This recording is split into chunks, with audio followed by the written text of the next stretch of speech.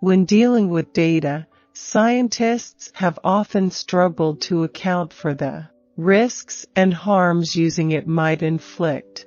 One primary concern has been privacy, the disclosure of sensitive data about individuals either directly to the public or indirectly from anonymized data sets through computational processes of re-identification. Facebook is not the world. Biases and blind spots exist in big data as much as they do in individual perceptions and experiences. Yet there is a problematic belief that bigger data is always better data, and that correlation is as good as causation. The promoters of big data would like us to believe that behind the lines of code and vast databases lie objective and universal insights into patterns of human behavior, be it consumer spending, criminal or terrorist acts, healthy habits, or employee productivity. But many big data evangelists avoid taking a hard look at the weaknesses.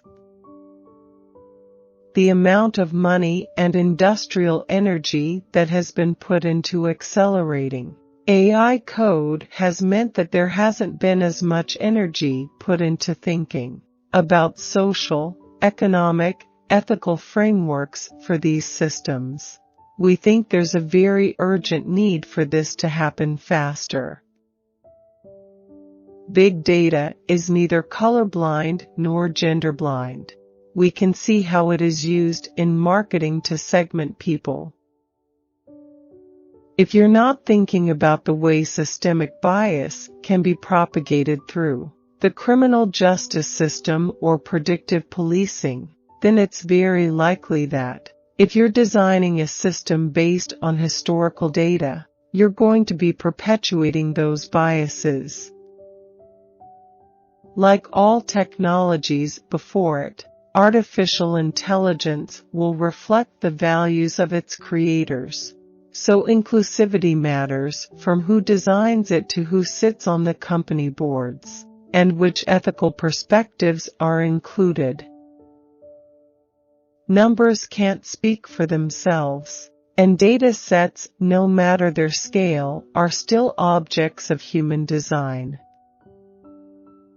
Data and data sets are not objective, they are creations of human design. We give numbers their voice, draw inferences from them, and define their meaning through our interpretations.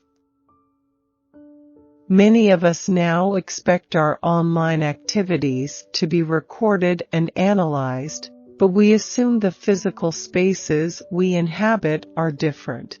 The data broker industry doesn't see it that way. To them, even the act of walking down the street is a legitimate data set to be captured, cataloged, and exploited. There is no quick technical fix for a social problem. Algorithms learn by being fed certain images, often chosen by engineers, and the system builds a model of the world based on those images. If a system is trained on photos of people who are overwhelmingly white, it will have a harder time recognizing non-white faces. We need to be vigilant about how we design and train these machine learning systems, or we will see ingrained forms of bias built into the artificial intelligence of the future.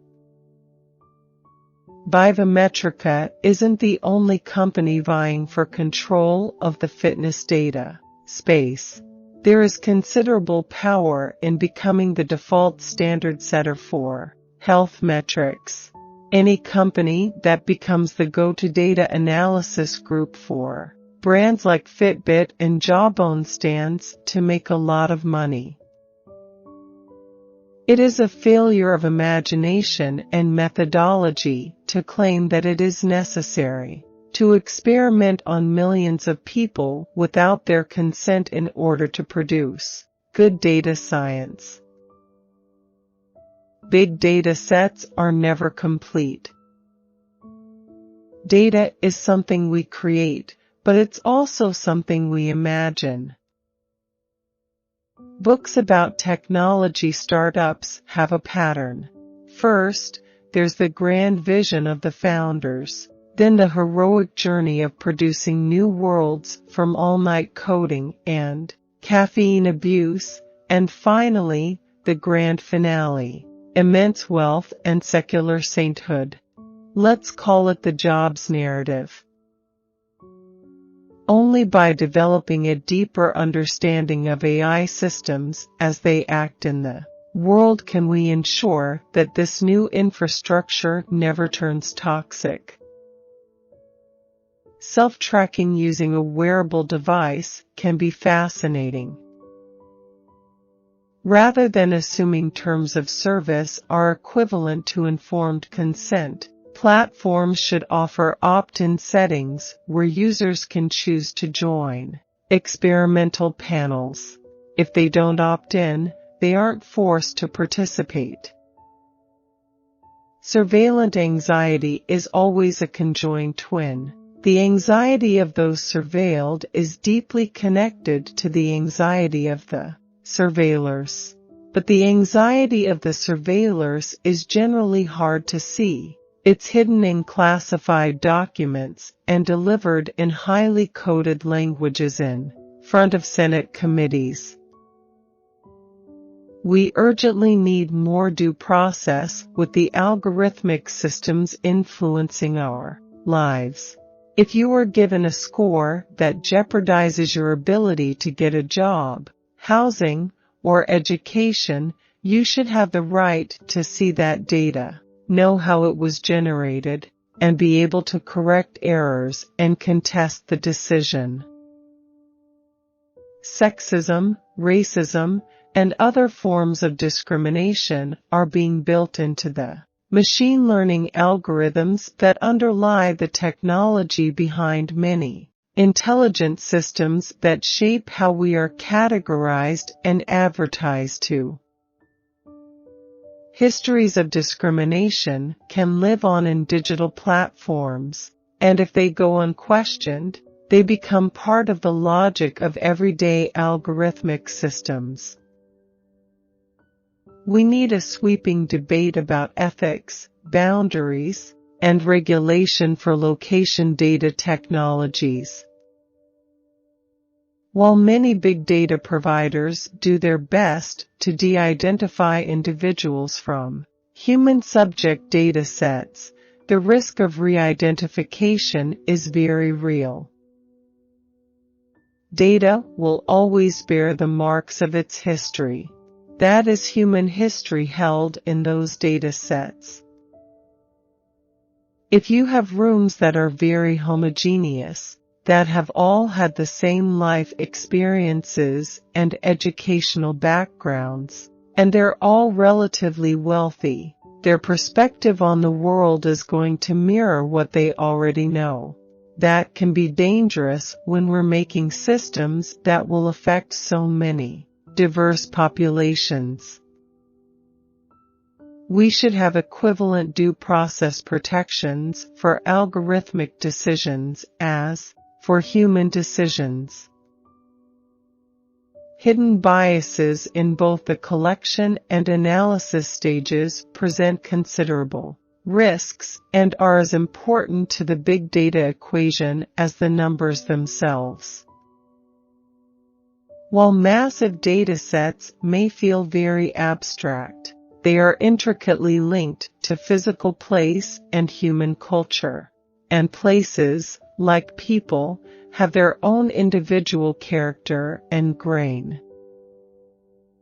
As we move into an era in which personal devices are seen as proxies for public needs, we run the risk that already existing inequities will be further entrenched. Thus, with every big data set, we need to ask which people are excluded, which places are less visible. What happens if you live in the shadow of big data sets? Error-prone or biased artificial intelligence systems have the potential to taint our social ecosystem in ways that are initially hard to detect, harmful in the long term, and expensive or even impossible to reverse. As AI becomes the new infrastructure, flowing invisibly through our daily lives like the water in our faucets, we must understand its short and long-term effects and know that it is safe for all to use. The fear isn't that big data discriminates. We already know that it does. It's that you don't know if you've been discriminated against.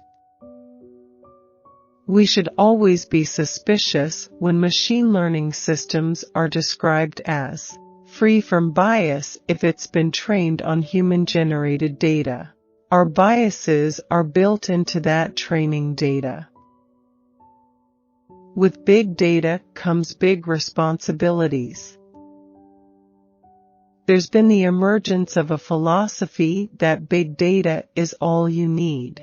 We would suggest that, actually, numbers don't speak for themselves.